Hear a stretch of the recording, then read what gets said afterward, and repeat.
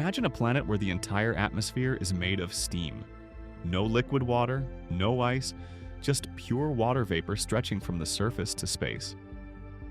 These worlds actually exist and might be the key to finding life in our galaxy.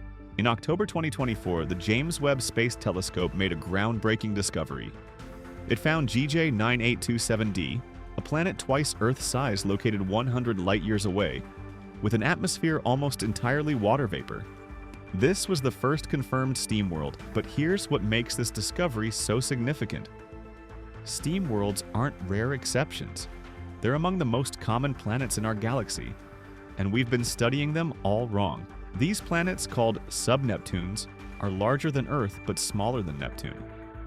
What makes them special is that their size and mass suggest they're rich with water, but they're too close to their stars for liquid oceans. Understanding steam worlds requires grappling with water in forms that barely exist on Earth.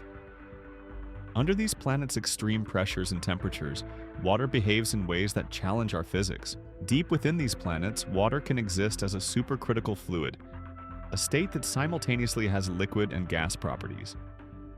Even more exotic is superionic ice, where water molecules form a crystal lattice while hydrogen atoms flow freely like a liquid. Picture this: a thick, steamy atmosphere on top, layers of supercritical water in the middle, and cores of superionic ice at crushing pressures we can barely replicate in Earth's most advanced laboratories. Scientists tried to understand these steam worlds for years, using models designed for icy moons like Europa and Enceladus.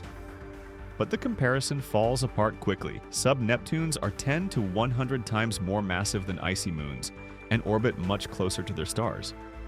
Instead of frozen surfaces hiding liquid oceans underneath, steam worlds have those thick, steamy atmospheres and exotic water states throughout. That's why Artem Agachin and his team at UC Santa Cruz developed entirely new models that account for these extreme conditions.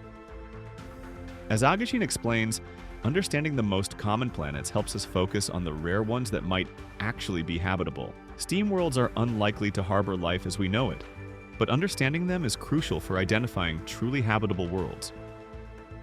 Water's unique properties enable the complexity we call life. By perfecting our models of steam worlds, we're learning to distinguish them from planets that might have liquid water oceans, the real targets in our search for life. The European Space Agency's PLATO telescope, launching in 2026, will put these new models to the test.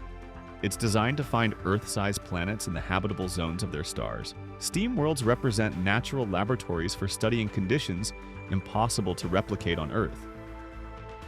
As astrobiologist Natalie Battaglia notes, we may discover that some of these water worlds represent entirely new niches for life in the galaxy. By understanding the planets we can't live on, we're getting better at finding the ones we might be able to.